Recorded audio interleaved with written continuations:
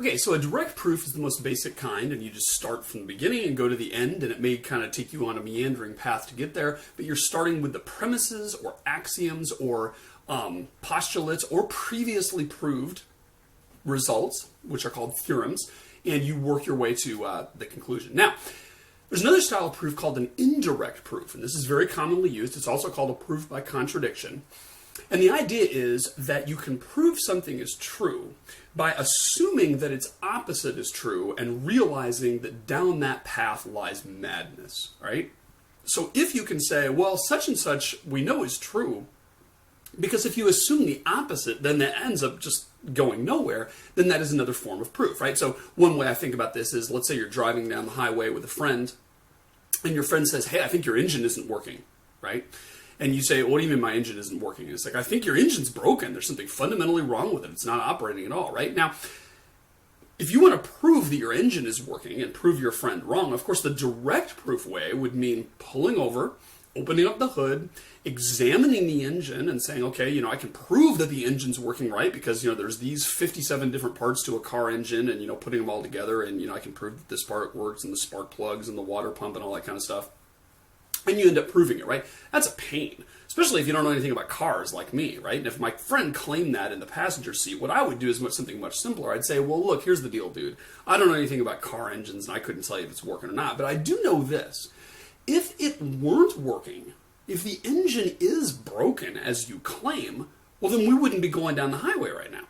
And we obviously are, so therefore, you're bogus. Okay? So that's essentially what an indirect proof is. You say, well, if the opposite were true, then you'd end up with something totally stupid. And therefore, you can assume that the opposite isn't true, which means that the thing you set out to prove is in fact correct, right? Many, many proofs rely on that, and it turns out that that's a much easier way to do some kinds of proofs than a direct proof. Because a direct proof, you sort of have to reason it all out forwards. A proof by contradiction can simply say, well, even though it might be a real pain in the butt to prove this, we can tell that it's not true because, or we can tell that the opposite is not true, rather, because when we introduce a contradiction, or when we introduce the opposite, that ends up leading to a contradiction. All right, so let me show you a famous example of this. One of the most famous examples of an indirect proof is one of the first ones on record, which is the proof that there are irrational numbers. So you'll recall we talked earlier on, probably in the first episode, about a rational number, right? A rational number is simply a number that can be expressed as the ratio, hence the name,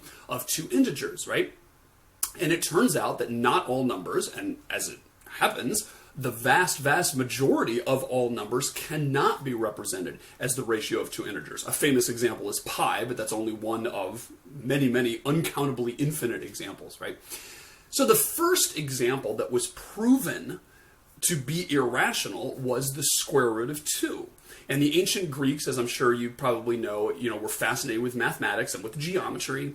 And, something as simple as a right triangle where one side is 1 inch or, meter or whatever units they used, and the other side is also 1 inch. The question is, well, how long is the hypotenuse, right? How long is the third side in the right triangle? And as it turns out, that number is incommensurate with the two sides, meaning that if you have 1 inch and 1 inch, this side cannot be represented as the ratio of any whole number of integers. So no matter how finely grained you make your ruler, you cannot make it finely grained enough to exactly measure that hypotenuse. And that's another way of saying that the square root of 2 is an irrational number, right? Because the square root of 2 is how long that side is by Pythagorean theorem, right? And of course the story goes, I think I mentioned this, that when the guy first showed Pythagoras this, he couldn't handle it, and so he threw him off the boat, because the idea of an irrational number that can't be expressed as the ratio of two integers is simply anathema to the ancient Greeks, right? Okay, so let's look at a proof for that. One proof, and the one that is sort of legendary here, is to say, well, let's suppose the square root of 2 is rational. So what we're going to do here is we're going to prove that it's irrational. But the way we're going to do that is we're going to start by assuming the opposite is true and show that we get to a contradiction. Okay? So we're going to suppose that the square root of 2 is rational. It's like, all right, we'll humor you. We'll say that the square root of 2 is rational, which of course would mean that it is the ratio of two integers, right? For two integers, a and b. And if you can't find any two integers, a and b, where if you divide them you get the square root of 2, well then it's not rational, right? So we're assuming it's rational, which we're assuming you can find those two integers. Now, here's kind of a crucial thing here, and this seems kind of unwieldy, but it turns out to be important, right? We're going to say a over b equals root 2 for two integers a and b not both even. Now you might say, well, that's kind of a weird thing to assume. This might throw the whole proof in jeopardy, but here's why we say that, right? We can always put the fraction in lowest terms. So if someone said, hey dude, the square root of 2 is rational because 14 over 10, that's equal to the square root of 2. It's not, okay? 14 over 10 is going to be 1.4, which is not the same as the square root of 2. The square root of 2 is 1.4142828 something, blah, blah, blah, blah, blah, right? So this is just an approximation. But if someone were to claim this, then we could always say, okay, well, if you're claiming 14 over 10 is equal to the square root of 2, then it's also true that 7 over 5 is equal to the square root of 2, right? Because I can just divide numerator and denominator by 2. And that's the same claim. So what this is basically saying is that if you could actually find two numbers, a and b, where the ratio is the square root of 2, then if they are both even, I can just divide by 2 to get some other number which is also equal to the square root of 2. This is also the ratio of two integers. And in fact, we could make sure that a and b are not evenly divisible by anything in common, right? They have no common factor because we could just divide out the common factor. All right, so hopefully you see that. What we're basically saying is that supposing that the square root of 2 is rational is the same thing, that amounts to the same thing as claiming that there's two numbers not both even and their ratio is equal to the square root of 2. Okay, so let's say that is in fact the case. Here's where it breaks down. If that's true for a and b, not both even,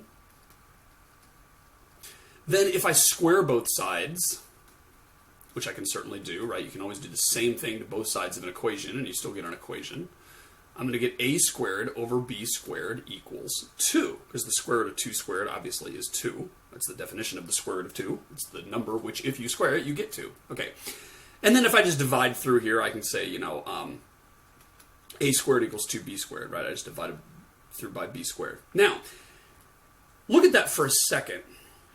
Now, this tells us, I can even say therefore, as sort of an intermediate therefore, that a squared is even.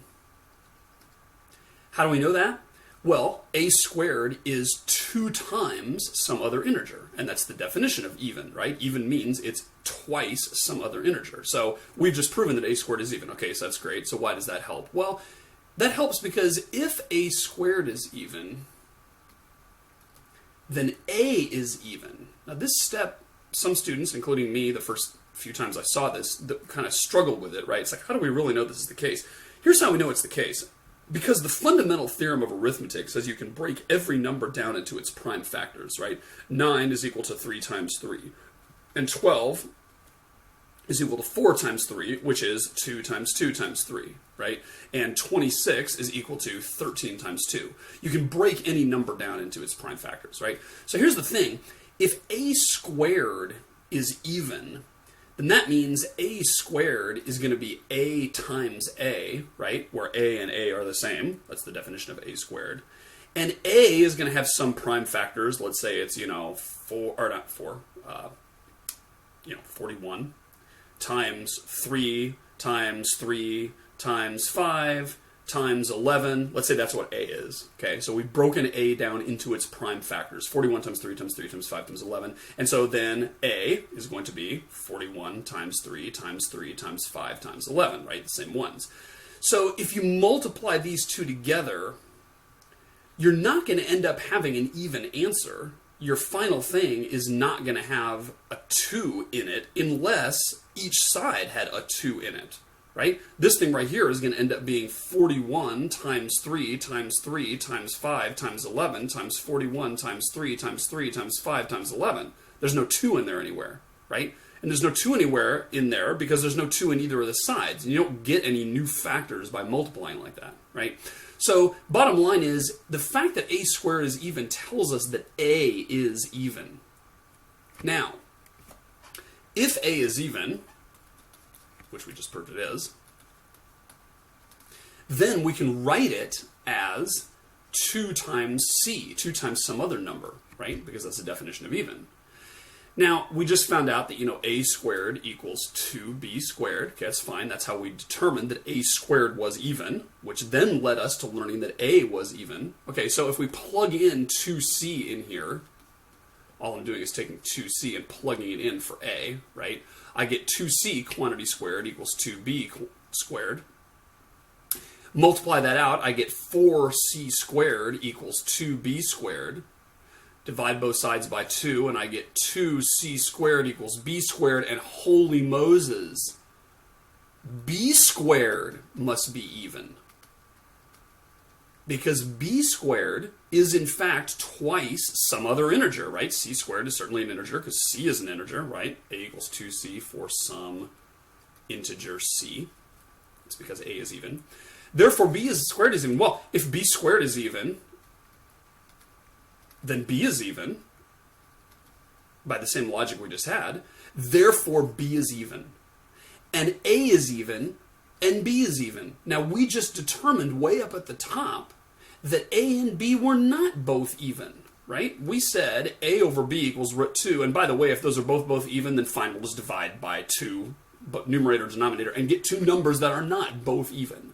And yet, we just came up with the conclusion that a and b both were even. Therefore, there's a contradiction somewhere. There is something that we introduced into our proof that is not true. And then what you do is you go back and you make sure you didn't make a mistake. And you say, okay, let's see, did I get from this step to this step? From this one, okay, let's say divided by 2. Let's say, yeah, I did that right. Okay, did I get from this step to this one, okay? Yeah, and you say, okay, multiply by 2, okay, squared. Yeah, I did that right. And is this logic sound? And go back to the previous page, is that logic sound? And you go back to the previous page, is that logic sound? And you go through all of them with a fine-tooth comb, and you convince yourself and all your fellow mathematician buddies that there is no error in reasoning anywhere. If that's the case, then the only thing that could be wrong, other than just insanity, right? That's always a possibility, I guess, is that really we're just, our minds are all full of chaos and we can't trust anything, okay? But short of that, what we've proven is that there is a mistake somewhere. And since all of our threads of reasoning were correct, the mistake must be the assumption that we made, the only assumption that we made, which was that you can have an a and b, both integers, not both even, whose ratio is the square root of 2. That is the only assumption we made that is subject to, scrutiny, because we've already scrutinized all the rest to death and found out that they're all legit. Therefore, we conclude that that first assumption was wrong. Okay? That may not seem super convincing, and it does kind of, you have to kind of think it through and make sure that all holds together. But just remember, every single train of, every single link in that chain is got to be correct. Which means if any one of them is not correct, you're going to get a false answer, and therefore, obviously, if we've proved that all of them are correct except one that's questionable, that one ends up being the wrong one. So that's a proof by contradiction, or also known as an indirect proof, and you'll see that all the time in mathematics. Just recognize what they're doing. As soon as they try to prove something by contradiction, they'll assume the opposite. They'll sort of introduce that into the mix. I think of it kind of like a virus going into all of your logic engine with all the axioms you've introduced, like, an alien pathogen, and what it's going to do is produce madness. It's going to produce wrong results. It's going to produce contradictions. And as soon as it does, you say, aha, that proves that that original thing I put in was an alien menace, because we ended up proving something that cannot be proven.